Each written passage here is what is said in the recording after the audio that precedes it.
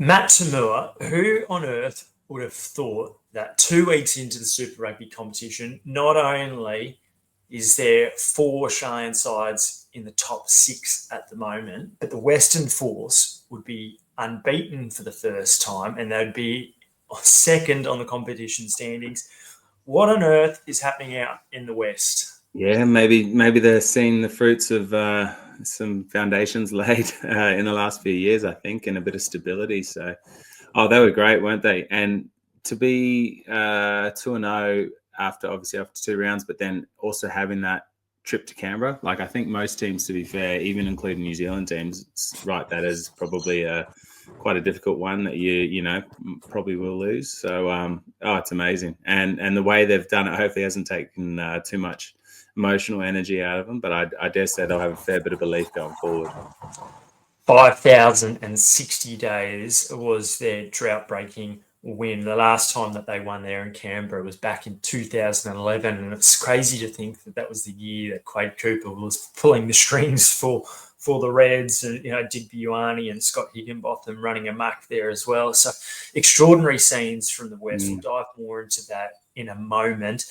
Lots to look forward to in this edition of the Roar Rugby Podcast. The Queensland Reds are off and running. They will travel to Perth this coming weekend to take on Simon Cron's Force. The Waratahs will be back in action. And where to now for the ACT Brumbies? So a lot coming up on the Roar Rugby Podcast. I'm Christy Doran with Matt Tamua.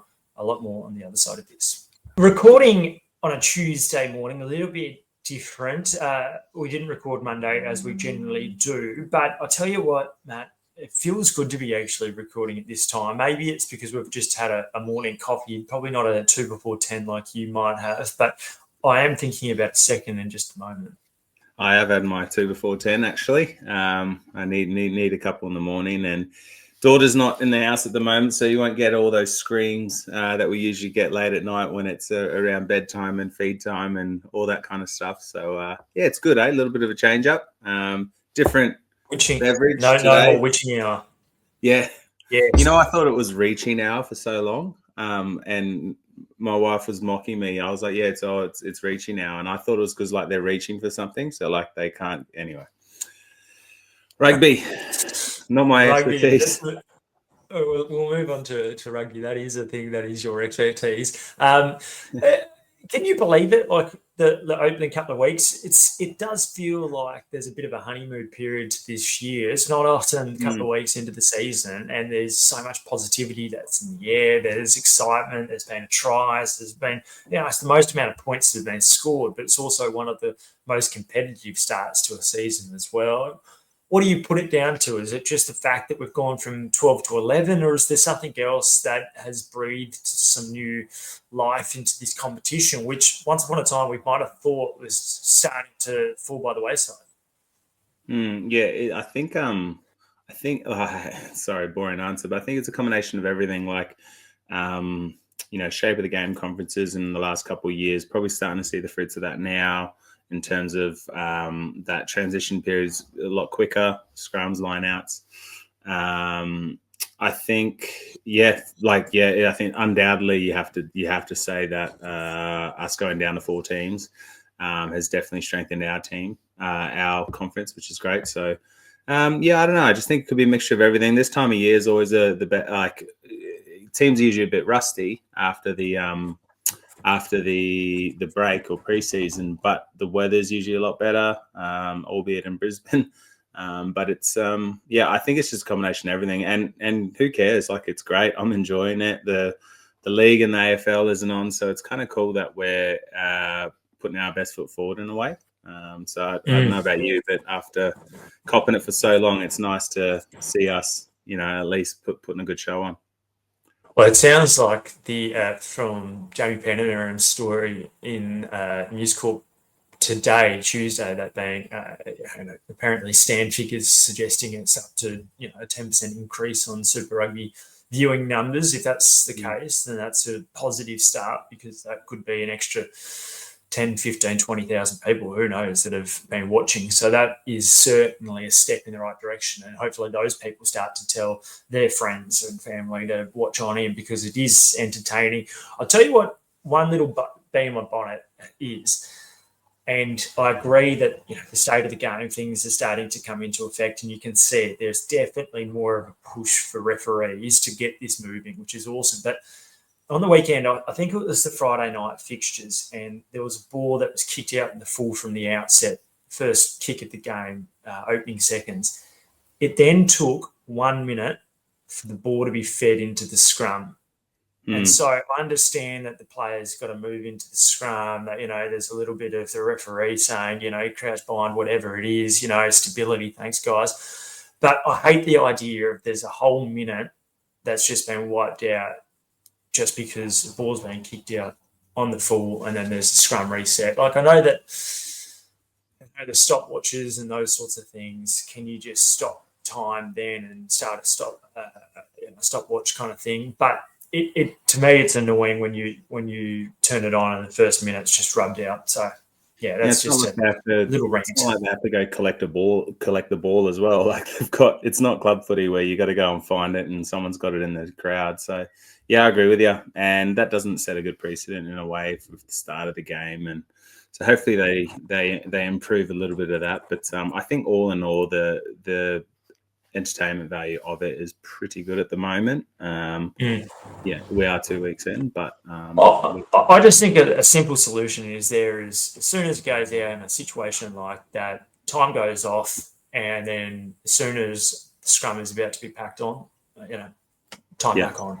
And I think that way we're just not going to have dead air, which is the thing that we don't want. I think there was 42 minutes of ball and play time between the Brumbies and Force on the weekend. So that's a positive thing. That's more than a half the game. But, compare it to league, which is often, I think, around the 55-minute mark, and that's more entertainment. Anyway, it's a step forward. What was your standout moment from the weekend? Was there something that caught the eye? Oh, the Brumbies Force game, I just had no idea who was going to win that. And it just felt like the Brumbies were going to come back. And I just think that the whole kind of game, the seesaw nature of it, I honestly, just entertainment-wise, the result was not predicted, except for you, apparently. You had them. I think we were talking about it. You thought they might get up, but it was just a ripper game. So I don't know if there was a specific moment that kind of turned it. There was so many of them, and for various different reasons as well. But yeah, I genuinely was just enthralled by it. Yeah, I reckon Dylan Peach had to be very close to being player of the round. Like the way that he started, we saw it against Moana Pacific, him just running onto the ball and that amazing right to left pass there from Nick White. And then I know about the halfway line, but he carried that form into the Canberra match. I think my moment of the weekend maybe was between the Highlanders and Blues. That was just an amazing game, I think, from start to finish. And the fact that, the emotion of it, and the more I thought about it, this was a game that the Highlanders were up for because of playing for Connor Garden-Batchet. It was incredibly emotional scenes. It was devastating, the loss of that talented outside back last year, and for the Highlanders to pay tribute to him like that with that game was, I loved it. And it was a poignant moment where I think both teams embraced what it was, and rest in peace. I think he was 25 when he left this world, unfortunately. So that was devastating. But what a fitting game, and I think the fact that they were reduced to 13, just this weird rule and law in rugby where we saw Daniel Leonard-Brown get an upgraded red card, another props injured, can't get brought back on, and therefore we go back down to uncontested scrums, and then they have to lose another player. So they were down to 13 for 20 minutes of that second half, and to hang on, and not just hang on, but actually keep, I think, the Blues pointless during that passage and then go on to win the game was extraordinary for the Highlanders, and that's probably the Jamie Joseph effect. Yeah, it's a Hollywood script in a way, wasn't it? Like it was so special. I'm glad you brought that up because that escaped me. But those moments, they were just so moving, and it's one of those things you go, "Whoa, that's pretty special, eh? That's pretty yeah, that's pretty hard not to be moved by that. And yeah, Jamie Joseph seems like I think from what I've heard, he's in more of a coaching role now. So he was kind of directing, and so that's yeah, that's great. And I think I always like it when the Highlanders are doing well because they traditionally have quite a cool brand of rugby, particularly with in the new stadium now.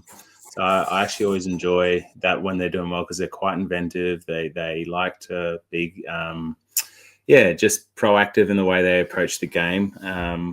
Kick trick plays. Yeah, you remember back in the day, Lima Sopawanga doing kick trick plays, and they're a nightmare to defend against because they're so well coached. So I think it's good for Super Rugby that they're in the top half of the table. Yeah, and in the past, we probably thought that was a Tony Brown kind of thing where he was the amazing attack coach, and we might have thought he was a bit of the brains trust behind that attack. And I'm sure some of those plays that he would have brought into the Highlanders kind of ethos would still be around. But he's now with the Springboks. Jamie Joseph's come back from Japan, and you're right, he was director of rugby last year, being 2024. He's now head coach. I love that, and I think to me, we've been talking a little bit about what Joe Schmidt might do as a consultant or what role he might have with Rugby Australia moving forward beyond October when he finishes up as the head coach of the Wallabies.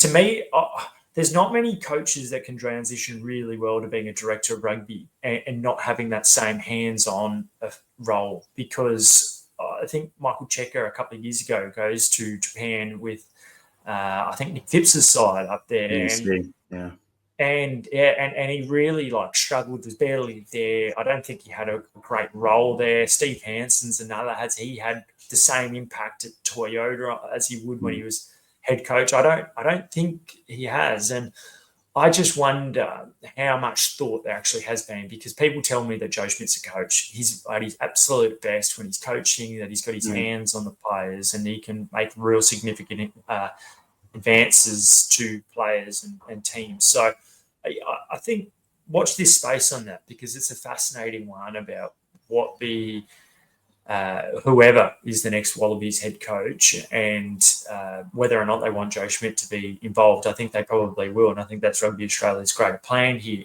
But it's a fascinating one, and how the Highlanders go with Jamie Joseph is sort of another case study to go, no, actually, maybe directors of rugby should just be head coaches.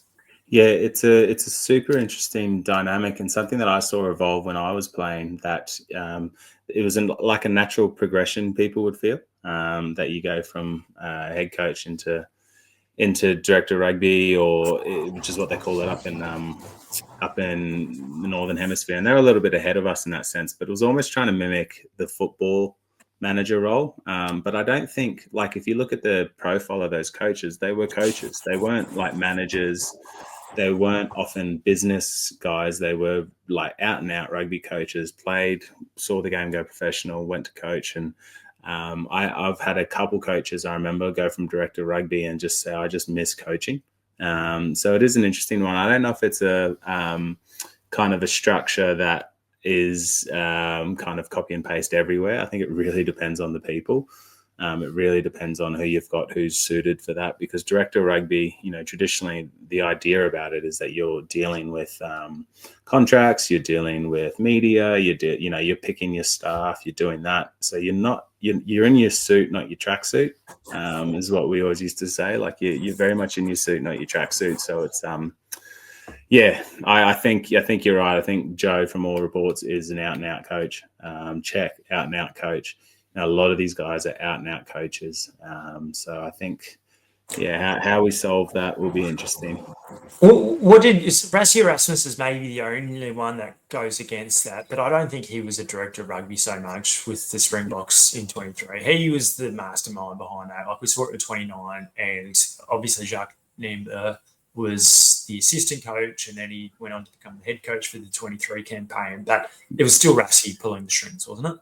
Yeah, nothing changed. It just title. That was purely title, and it was to get in people's heads. It was to get him on the field at one point. It was, he very much has such a good gauge on the temperature of the game, and then manipulates it to suit his his team, and he did it masterfully.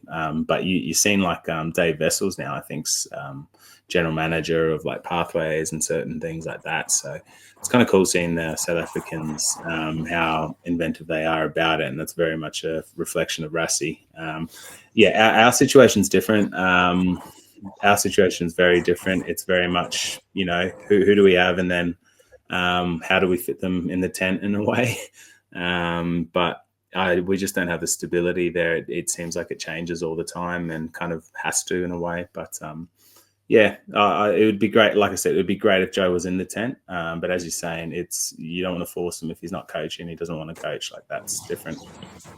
Well, I know we're going on a slight tangent, and I'm the reason for that. But last week, and I don't think Michael Check is going to be the next Wallabies coach. He did catch up with Phil Ward Tuesday morning. We revealed that on the Roar on Tuesday evening, and I just think he's more likely to be the Wales head coach than he is the next Australia coach for various reasons. But you would have seen in 2019 when Scott Johnson came in. I think that was a special dynamic at a time where there was great.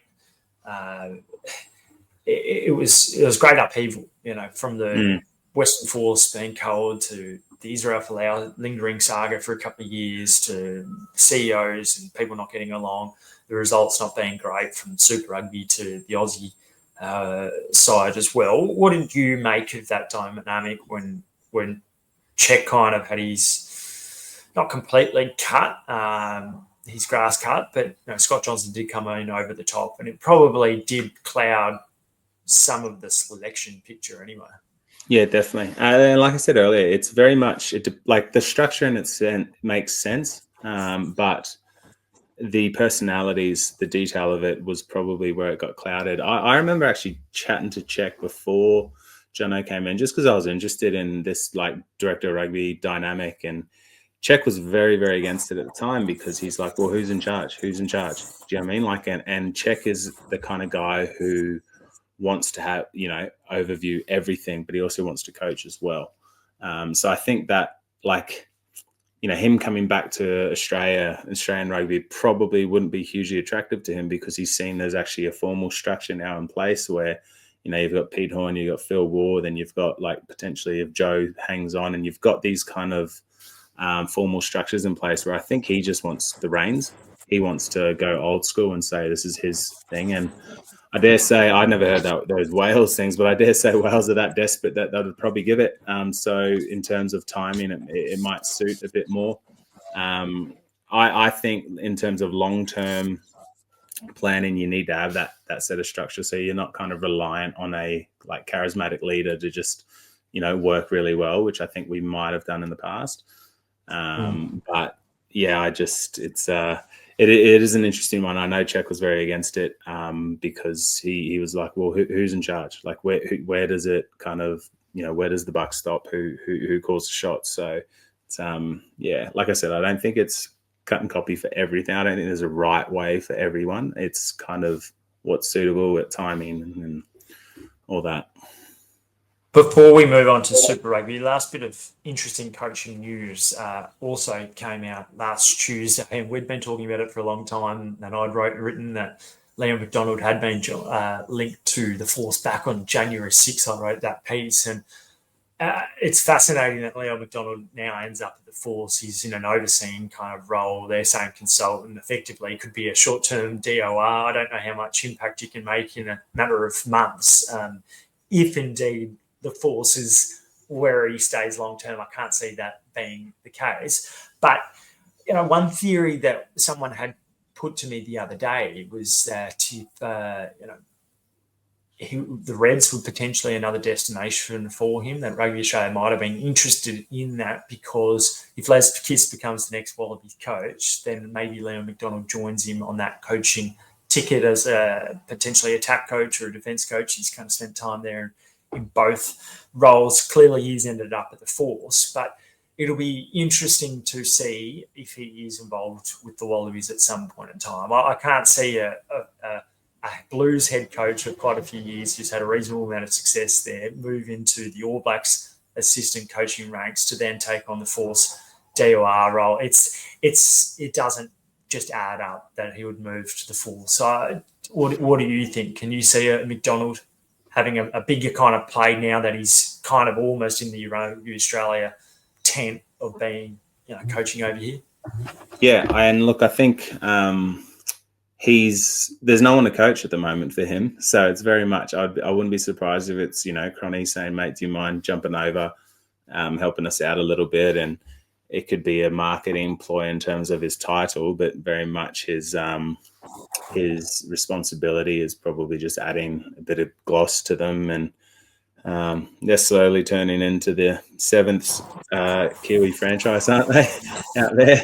But hopefully. I think it's very much he doesn't have a job at the moment, or a really specific job at the moment, and so maybe just getting in rugby somehow, adding a bit of weight behind their program. I think you're right. I'd be very surprised if it was a long-term solution, particularly when Cronny's actually you can see some improvement in the way things are going. It's an interesting one. I think we're talking about people in the tent, having a guy like with his experience in the Rugby Australia tent somehow, I think could only be a good thing. All right, let's talk about the on-field action. We're going to start with the Western Force. I know the Reds played on Friday, but we'll be able to segue to that nicely in a little bit. That they caught your eye. What do you think it is? Is it the fact that they've now got some cattle on the field? Like their 23 is reasonable. Beyond that, they've obviously got a couple of injuries already, and that was before a ball was kicked this season with Harry Johnson-Holmes and Harry Hooper getting injured, devastating knee injuries. What do you think it is that's seen them turn around, and how important is it for them to have success?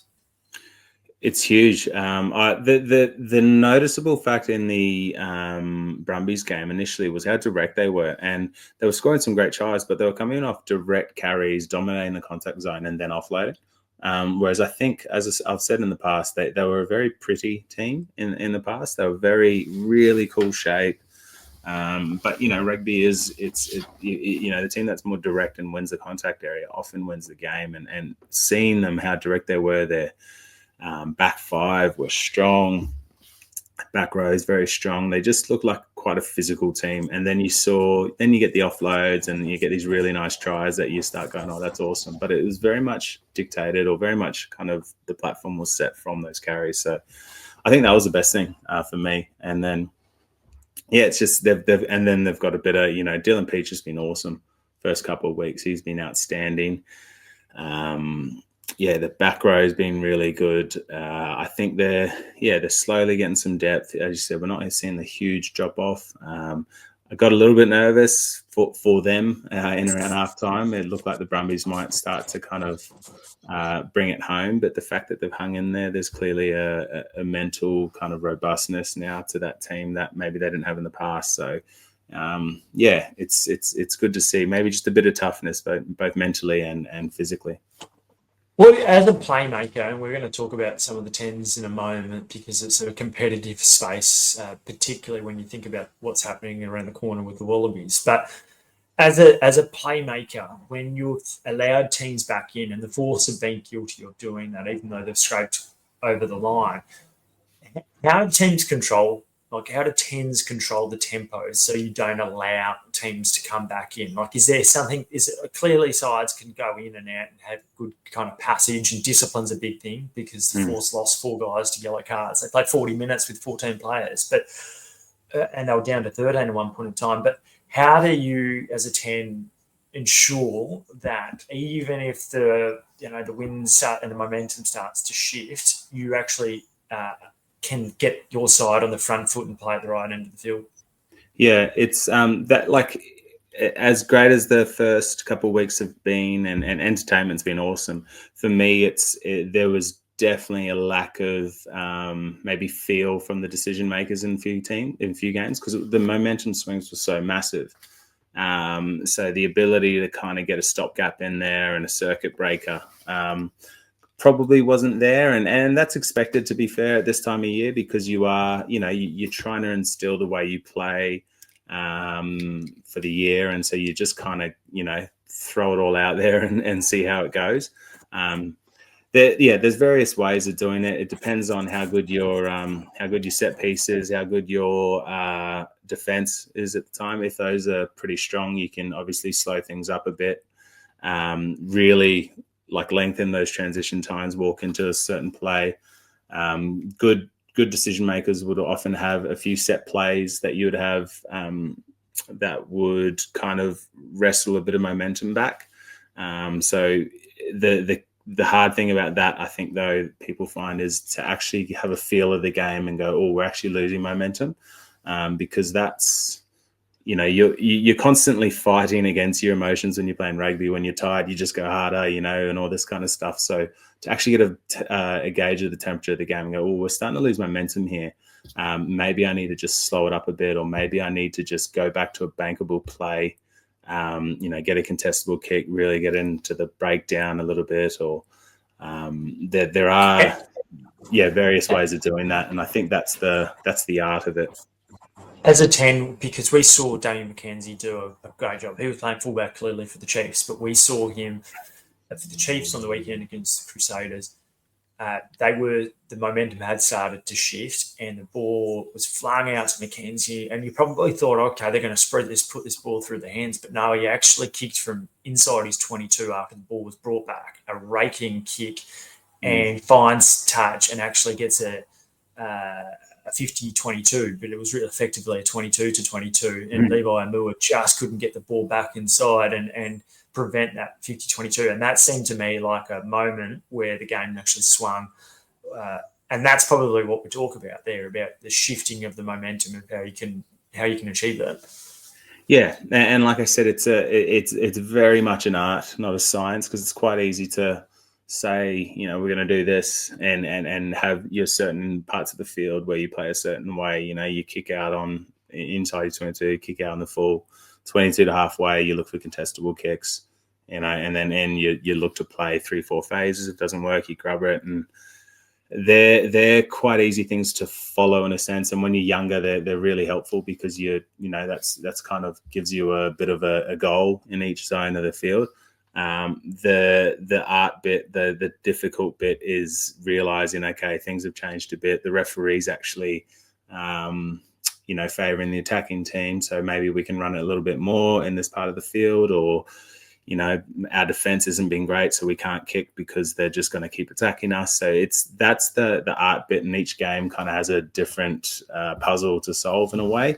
And I think if you looked at that Force game, the Force were just struggling to get a bit of momentum at one point. They to be fair, they put their foot on the throat early in the game, and then there were just bits of, periods of play where not necessarily the 10s or the 9s, but maybe the captains, in terms of like those penalties, those breakdowns, managing that relationship with the ref. The ref was Ben O'Keefe. If you watch the way he ref the game, he doesn't talk, or he didn't talk in that game. He was very just quiet, and then would blow the penalty, quiet and blow the penalty. Whereas you see the best refs, they're kind of a part of the process a little bit, leave it to, thank you, one step back.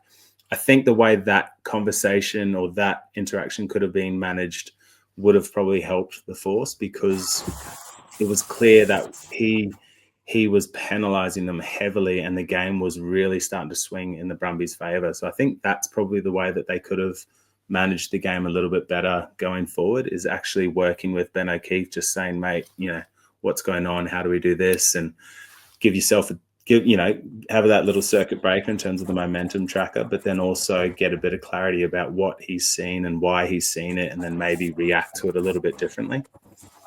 Yeah, really good points. And interestingly, a couple of yellow cards that they did cop the Force of kind of freakish sort of moments. The Jeremy Williams one with the charge down, obviously clips Andy Muirhead when he runs straight into him, and then the Dylan Peach deliberate knockdown, which to me, I know that they said that there was a clear line break opportunity. I'm not sure if you could determine it clear when there was a Force defender further out wide from Peachy. What do you think of both those two decisions there? Because they're the little moments that often can define wins and losses. Yeah, I think in the context of the game and how heavily penalised they were at that period, they could have been quite costly.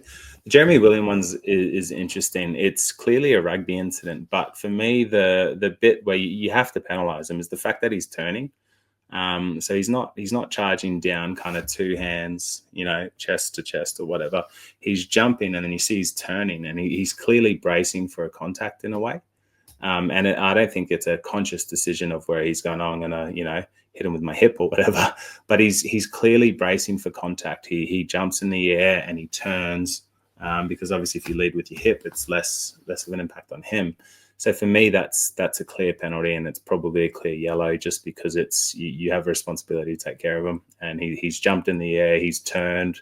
If he stayed upright and they kind of collided like that way, it would have cushioned it a little bit more, and you could say he was clearly going for the ball. So I think it was a correct call. I understand how people say it's a rugby incident, but is it the player's responsibility knowing that then the Jeremy Williams here in this case, because we saw Caleb Clark get yellow carded a couple of years ago for a very similar one.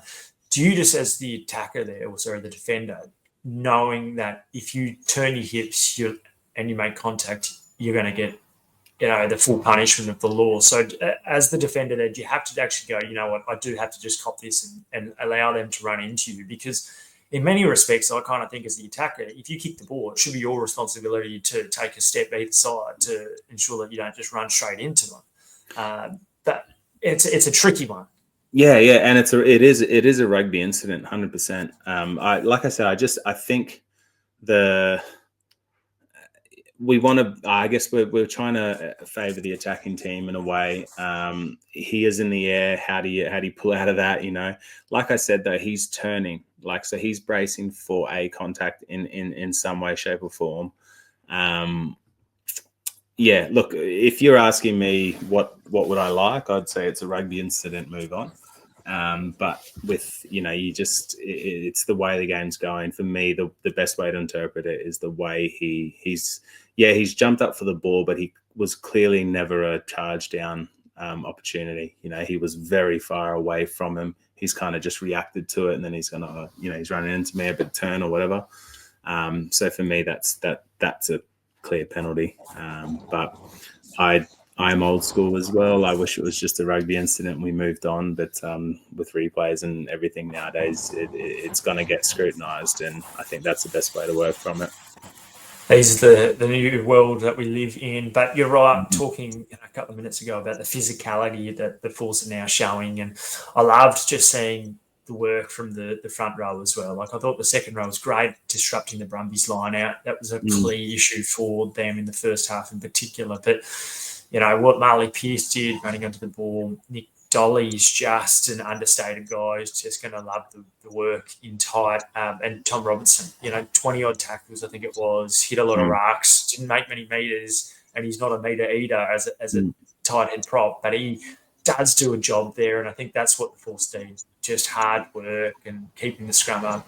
I reckon I think I was messaging you during the game, the 13 for the Force. CO Tompkinson, yeah. Yeah, Tompkinson. He clearly had a bit of an edict to go after Lenny and go after Tom Wright.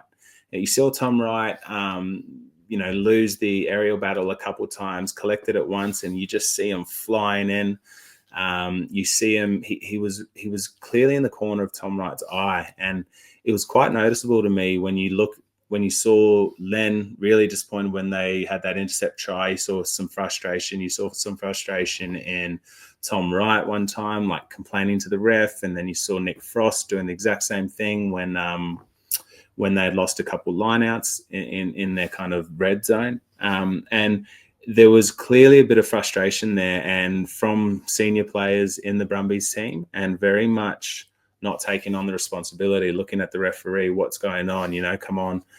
And maybe I think the Force benefited off that. They kind of were head down, bum up, just going after it, making it a bit of a scrap. And the Brumbies were a bit, in my view, they looked a bit precious. They looked a bit, particularly those leaders, they were, complaining to the ref, what's going on, looking at their players, going, come on, why are you throwing that pass? And yeah, it's not a great sign, particularly from guys, who might not have been training all year pre-season, and then they come in and then they, start doing that. I think that's got to be nipped in the bud quite early, because that's not something you want to take going into the season. Well, yeah, and we were singing the praises of Stephen Larkham a week earlier with Gunnar the Drua and really effectively setting up the first part of their season by bringing back 5 or 6 players, and we thought that might be the energy boost, but you could definitely see the rust. It didn't help that Noah Wasiliev wasn't there. I think Declan Meredith, even though it wasn't a shocker by any stretch of the imagination, just the ability to boss the team around. We didn't see that from Meredith. Probably were a bit too lateral at times, I think, in attack as well. So tricky trip now, taking on the Chiefs, and blimey, they look good at the moment. And then the Blues week after, and you'll imagine that Fern Cotter will be livid with how they've started, because they were kind of finger pointing as well with the rucks that they were missing, and that was a staple of the Route 1 ball and the play that they were delivering last year. They weren't doing that against the Highlanders. They were missing rucks, and their first up cleaner wasn't there quick enough. So, yeah, fascinating times. Let's move on to the Reds. 56-36 over Moana Pacifica. They raced out like the Force did to a massive lead early on, 21-0, and we're thinking, blimey, this score could be anything, before they just had to defend for the next 25 minutes leading up to half-time, and that kind of continued into the second half of stages. So it was a rollercoaster journey, that hot, humid. There was rain in there. What did you make of the Reds' first up showing, having had the round 1 bye off the back of a couple of weeks in the Northern Hemisphere, completely different conditions, where it's 0 degrees up there, to playing in Brisbane in February? Yeah, when it's nice and humid and wet. Look, I thought it's a good start. It's a good start. I think, teams are leaking a lot of points. I think Moana have clearly improved a lot from last year. And I think their individual brilliance that they've got at the moment is it's quite difficult to defend. Anytime they create one-on-ones, you're seeing them get that arm free. You're seeing them dominate the contact zone. So I think the Reds will be pretty happy with it. Like they've won. Like they've won. They won pretty well. There's a lot of things to improve on, but they're very much at the races now. So yeah, look, I think they'll see it as a tick. They'll see, obviously they need to tighten things up in defence, but they're good. Their big players are playing well. Dalgunu looked amazing again. Like Didn't he? Yeah, he's really come on when he went to the Rebels. To be fair, he had a quite couple of years in between that 2020 season when he was looking good, and then he's looking in good form again. He's looking athletic and fit, and he's going after it. Fraser's, he's got to be one of the better 7s, if not the best 7 in the comp at the moment. The big players are playing well, which I think is really important. And I was actually I was quite happy to see Tom Liner's defense.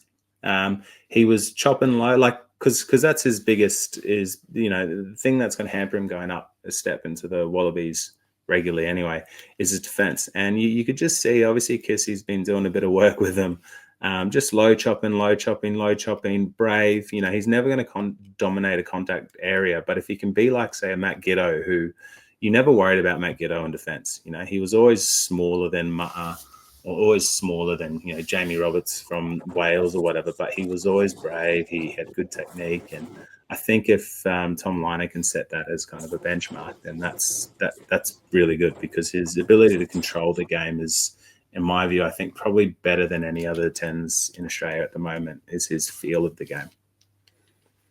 That's interesting, and I wonder if that's because he's grown up with his old man Michael about what you do, and it probably doesn't take too much of an imagination to come to that conclusion. What is it in particular? Because let's talk a little bit about the 10s, because it's always the focal point. It's the focal point of the British and Irish Lions discussion at the moment. Who do they turn to? Is it a Prendergast? Is it Finn or Marcus Smith? Is it Finn Russell? And that's probably a conversation for another day, but it's maybe poignant at the moment because of the Six Nations and what's going on up there at the moment. It's always going to be the focal point in Australia when it's still kind of seemingly open, despite the fact that Noah played 11 of the 13 tests last year. he didn't play on the weekend. The Brumbies struggled. The Waratahs didn't play, and the week before, Tane Edmund definitely didn't take the game by the scruff of the neck and be the person that bosses a side around, which he needs to demand the 10 jersey. What have you made of the 10 so far? And dig in a bit more around Tom Liner there, but also Ben Donaldson's. He's played a big role in the 2 opening wins for the Force, and he's kicked goals. He's been very accurate there, as has Tom Liner. Yeah, I think he's been the best, Donaldson, for a few reasons. I think his control is not far off Tom Liner's, but he has a bit more X factor, a bit more pace. He's. I think the Force do him a lot of favors by not defending him first phase. They have him out the back. I do find it interesting that the Brumbies have never. I feel like maybe Bernie's a bit old school, where he thinks, you're the 10, you got to be tough and you got to earn the respect of the team and defend front line. I just think you're seeing a lot of teams now just, put the 10 in the back and put your big winger, like if you've got Dylan Peach or you've got someone like that front line, why not have them?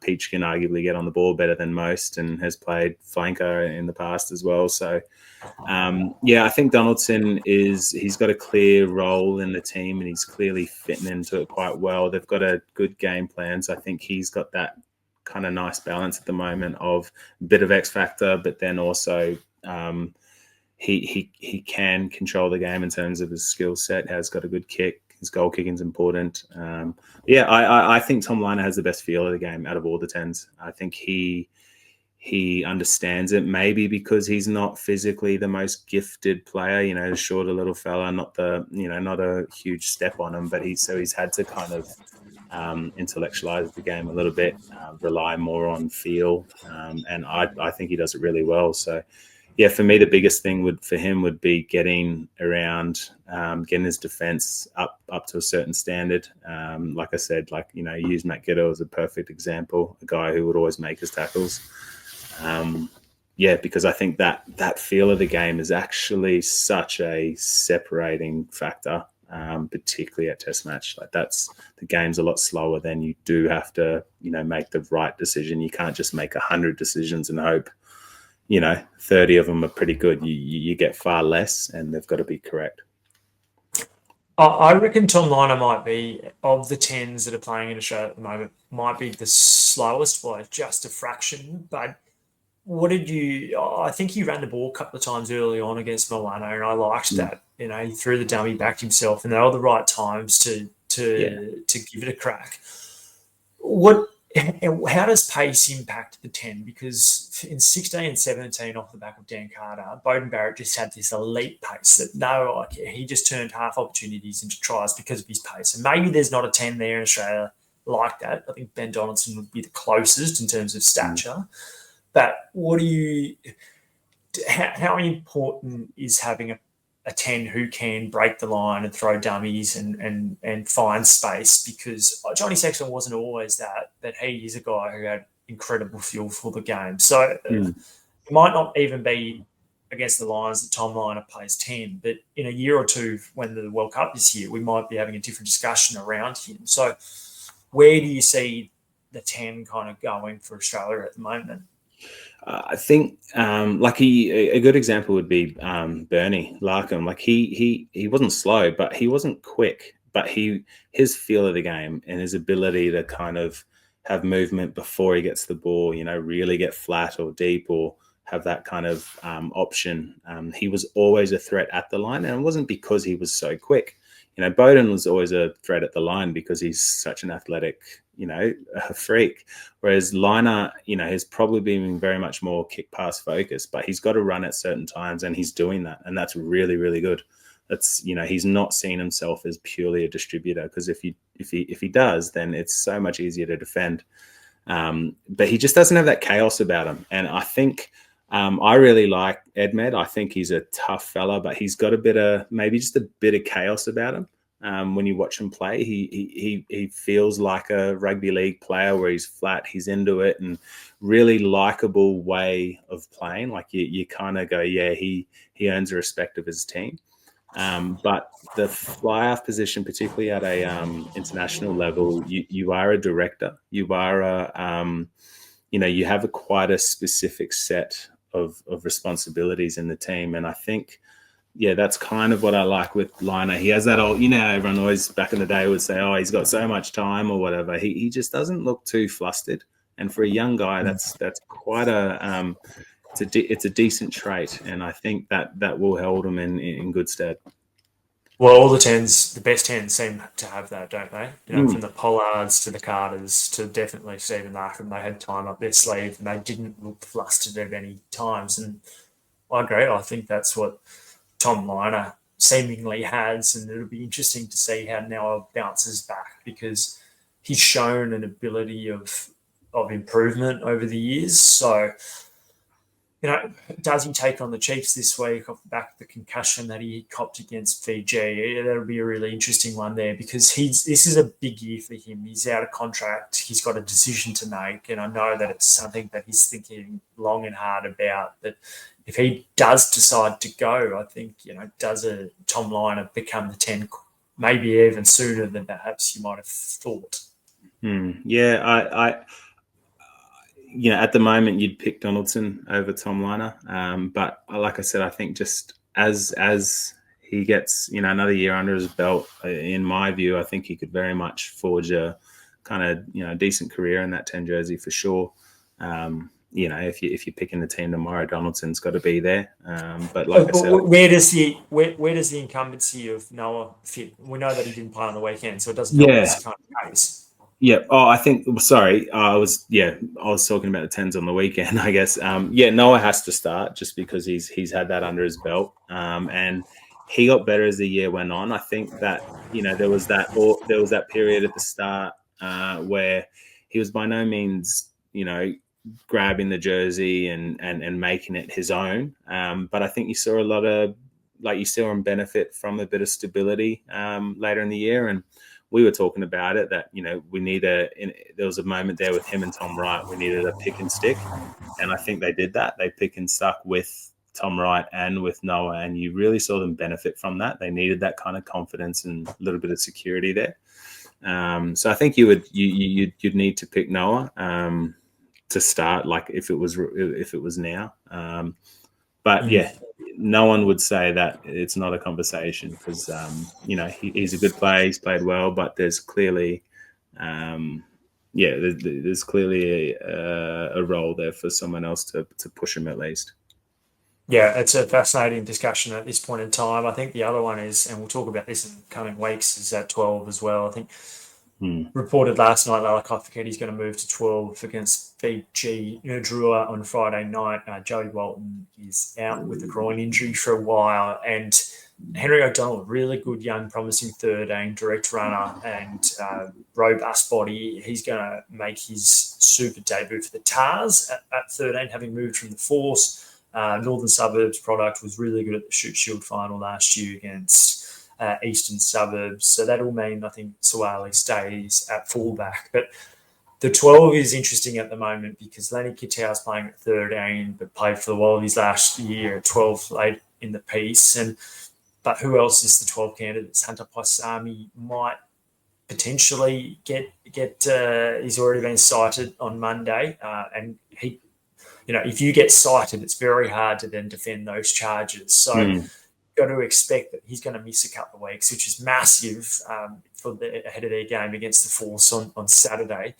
But there's not many other 12s really that are top-tier international quality. And when you think about the Lions, Bundyaki is probably going to be at 12 for the Lions. Incredible wrecking ball force.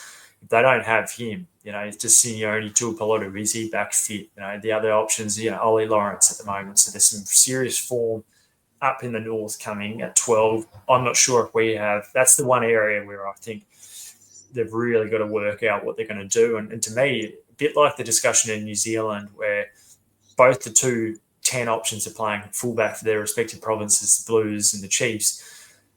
Does Eleni Kitau, for the sake of Aussie rugby and the Wallabies, have to spend a bit more time at 12? I know that some people say it's just a number on their back, but to me it's a much bigger role than just an Ikitau goes from 13 to 12, perhaps to accommodate a Suwali. He's playing fullback at the moment for the Waratahs. So some interesting kind of moving parts there with selection.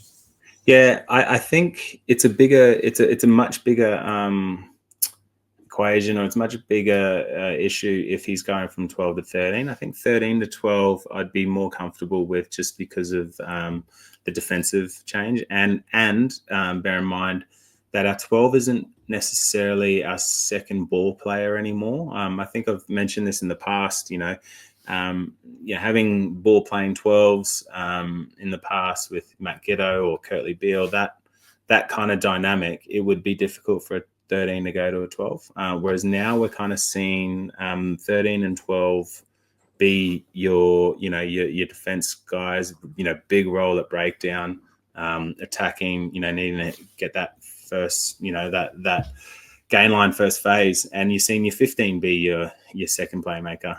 So I don't think the transition would be as big as it would have been in the past. Like if you look back when I was playing, I guess you look at a guy like Tavita Karandrani, you'd be worried about him going to 12 because our 12 was clearly our second playmaker. That's changed a bit now. Yes, 12 and 13s are very much seen as midfielders, and they're often referred to as just your midfielders rather than your first five and second five, which is what it was back in the day. So I wouldn't be too concerned about that. I think the proximity of Lenny with his left foot at 12, there's a lot of good things there. But yeah, I do agree with you. We're going to need some beef in the midfield, I think, with Bundy, with all those kind of guys coming down that channel. Particularly if we've got a smaller 10, particularly if, we're defending with our winger, which we did last year at 10. That 12 needs to be rock solid. He needs to be, like, a key thing is he needs to be on the ball. His breakdown skills have got to be elite. You saw Tamatama Nava, I can't say his name, but you saw... Yeah. And you see that, like, that role of the 12 is often, the shot, but it's the breakdown. It is, and it really, really helps, particularly in a test match, if you've got a 12 who can get on the ball. If you've got a 12 who can disrupt that first phase, because it slows the game, and makes it a lot easier to defend. And if we're not doing that, the Lions are just going to get on the front foot consistently. So I'd be looking at, your midfielders almost being like back rowers, in that sense that they're really good on the ball. And I'd see those as really, really, like, kind of almost priority attributes over left to right pass, that kind of stuff. Yeah, it's a really interesting one, that the breakdown and what he's doing at the Highlanders at the moment is extraordinary. It won't surprise me if French clubs start offering him a lot of cash, because he's the sort of guy that just carves up there, and we've seen it with the Tuolungis in the past and the Tuasodas. Yeah, he looks like Botia. He looks like Botia, doesn't he? He's he can play 7, he can play wing, he can play centre, because he's just got that skill set. So, yeah, he's phenomenal.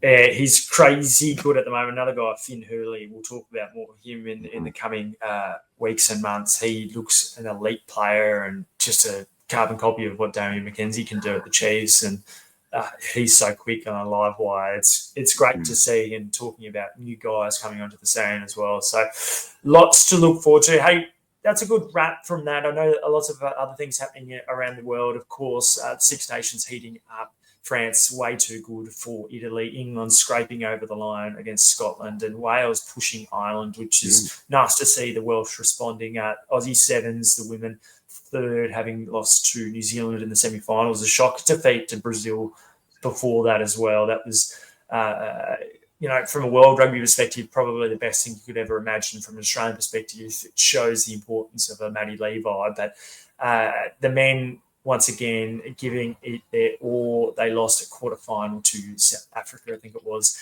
but they showed and had a good account for themselves throughout the tournament, and they will just continue to fight all day long. We'll be back next week. I'm Christy, Doran. Matt, thanks for joining once again. Have yourself a good week and a lot of footy to look forward to again in round 3. Awesome. See you next week.